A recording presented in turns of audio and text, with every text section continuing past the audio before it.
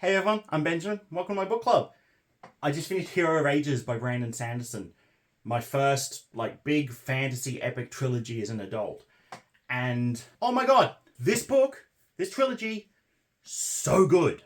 As I said, this is my 5th book for my fantasy reading challenge, where I'm challenging myself to read 10 and review 10 fantasy books this year to try and get into the genre. My reviews for the first 4, including the first 2 Mistborn books, are in the playlist right up here. I'd love if you checked them out. Look, there's going to be spoilers for Final Empire and Well of Ascension in this one. I think that's unavoidable when talking about the 3rd book in a series. So at the end of book 2, we have 𝐓𝐸land becoming a Mistborn, and we have 𝕤𝕠𝕠𝕜 releasing something from the Well of Ascension, learning that the Well of Ascension wasn't this benevolent, lovely source of power, but actually a prison for something that may have been pulling the strings from behind the scenes ever since the 1st book. As I said in my Well of Ascension review, I love a what happens next sort of story. Yes, but now what sort of story. Well of Ascension explored that side from what happens next after the good guys win, and Hero of Ages explores it a bit from what happens when the good guys lose. The world as they know it is collapsing. The mists that have always been a part of the world are hanging around longer in the day. There's rumours that people are being killed by the mists. The Empire itself is collapsing. People are starving. The ash and smoke is rising. And the entire world seems to be ending. People, even our main characters, seem to be wondering, were things just better when the Lord Ruler was still around? Did we make a huge mistake by toppling this empire? This book follows 𝕤𝕠𝕠𝕜 and 𝐓𝐸𝐿and very, very closely as they travel around the world trying to solve clues and trying to find information about what was released from the Well of Ascension and how they can kind of counteract the plans of whatever that thing is, and essentially how they can save the world. Jumping right in with the things that I loved about this book, and it is most of the things in this book that I loved. Again, Sanderson writes amazing characters, as I've said every review so far, and this book is no different. The characters from this trilogy and from this book are going to stay with me for a very long time. 𝕬𝕬𝕜 continues to be my favourite character in the series. After his kind of growth in book 2, his events in this book are just wonderfully written. Every scene from his point of view as he struggles with his religious beliefs and his goal and his role as a keeper, along with the tragedy at the end of the previous book, just makes his bits written so beautifully, and there's a melancholy to his character that just drips off the page and just makes me so sympathetic to him and makes me just want things to work out for him so badly. A few of the characters I really loved. I feel like their arc kind of completed in book 2. Namely, kind of 𝕬𝕠𝕬𝕜 and 𝐴𝐴𝐻𝐻𝐴𝐻. They're in this book, but we don't see from them as much, and I think that's probably a good thing, as most of their character growth did occur in book 2, and there wasn't a lot further to go with them. So they take more of a back seat to a few of the characters that we still haven't really seen grow. The main one of which is Spook, the timid little child from the 1st book, grows into a man in this book who is really struggling with his place in the crew.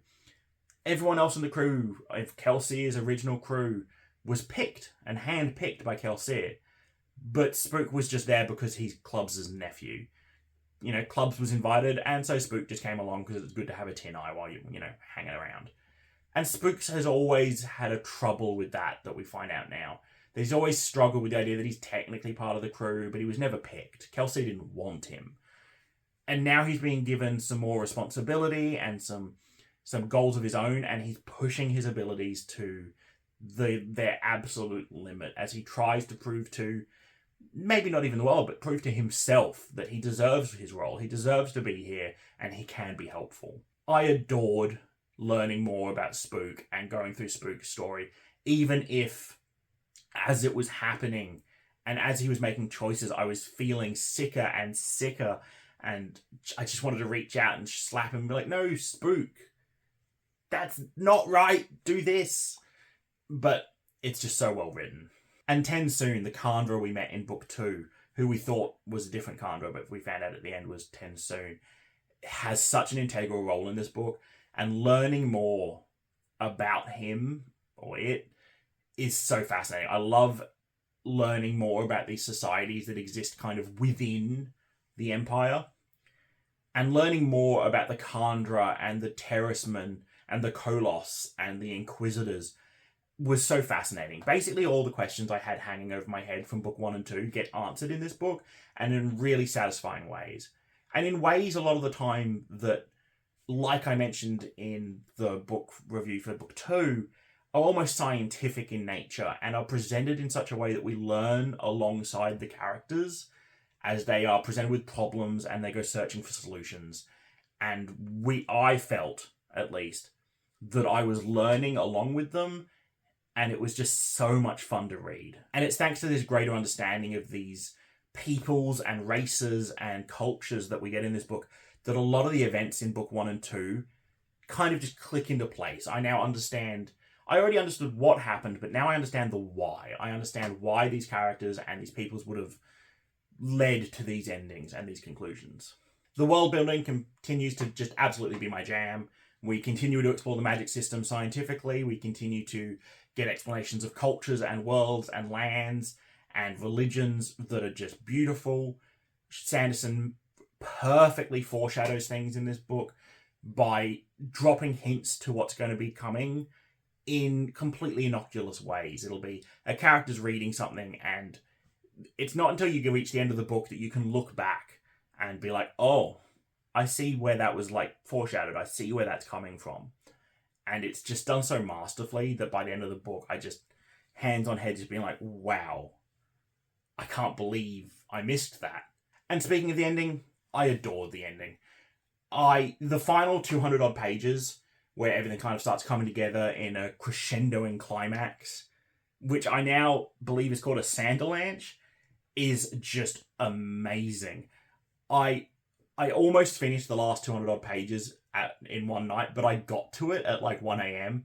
I stayed up to like 2:30, and I just had to put the book down because I wasn't retaining any information anymore. But it was such a struggle to try and put that book down once you reach that point. Things just go from, they turn the crank all the way up to 110. They start speeding down the highway at 150 miles an hour, and things are just happening, and dominoes are falling, and things that have been set up all the way as the first book are finally coming to fruition. And the ending I found really satisfying. I found every section of it great. Perhaps some bits of the ending are a bit cliche, but again, this is like my 5th fantasy book I've read as an adult. I haven't read a lot of these cliches yet, so I loved it. Book 1 and 2 had these paragraphs before each chapter in italics, and they were very clearly written, a long time ago, and they were giving kind of context to the background of the world. In Hero of Ages, we have these sections before each chapter again, but this time it's the opposite. It's very clearly being written after the events of this book, looking back on the events and trying to give context to them. And I loved them. I could read an entire book that's just these sections.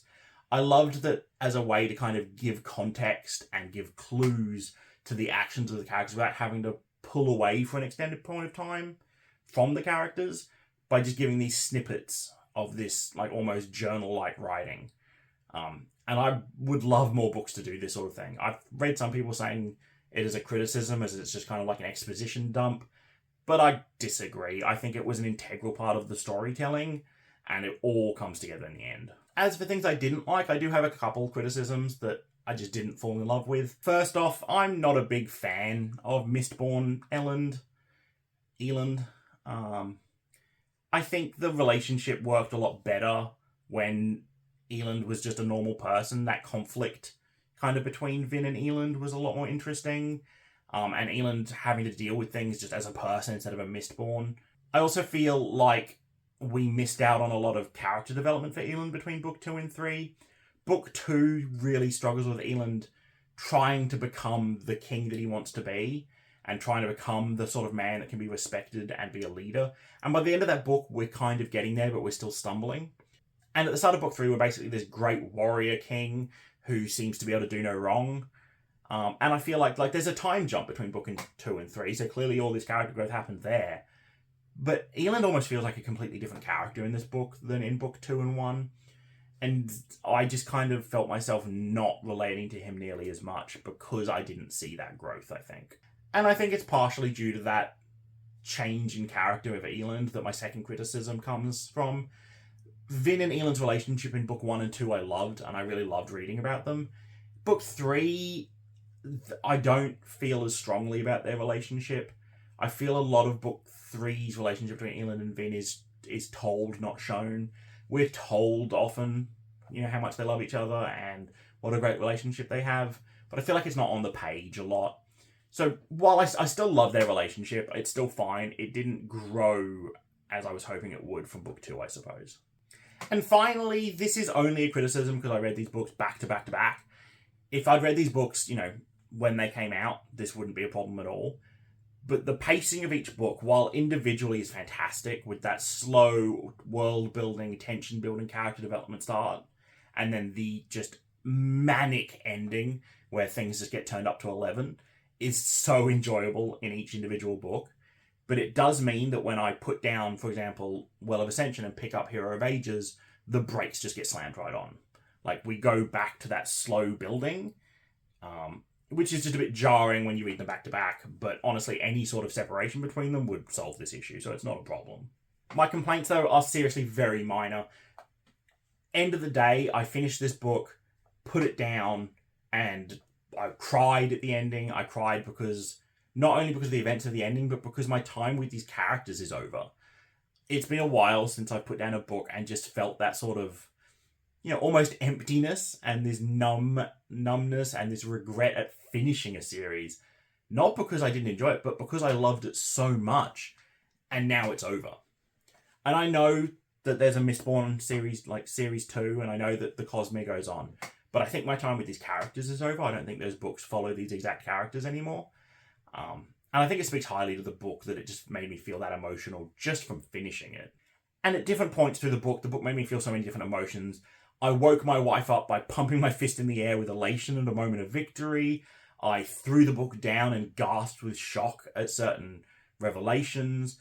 Other ones that I was expecting made me just glow with pride at having seen them coming. Overall, the ending of this book and this trilogy is perfect to me. I can't think of a better way to finish these characters' stories.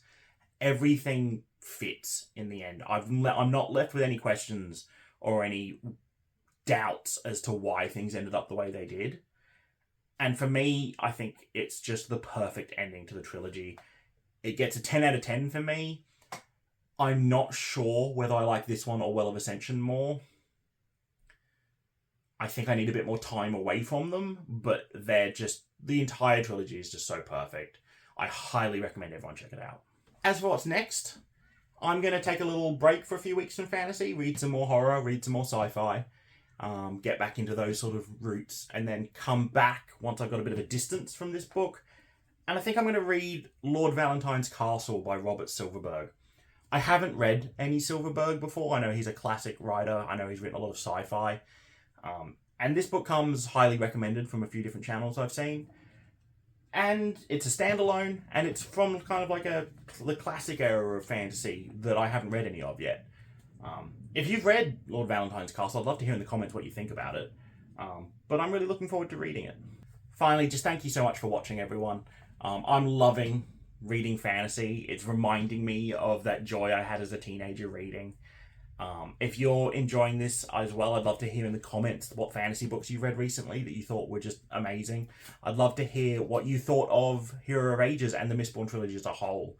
And where you think I should go next with 𝐓𝐸𝐿𝐸. I'm leaning towards 𝕬𝕠𝕟𝕬𝕠𝕜, but I'm not sure what I'm going to read next, to be honest. If you like these sort of videos, I'd love if you could subscribe and hit that bell notification so you get told when my new videos go up. Otherwise, if you want to support the channel, you can pick up a copy of Hero of Ages on Amazon in my link below. The playlist for all my fantasy reading reviews is up here. But most of all, I'd love if you could just keep reading.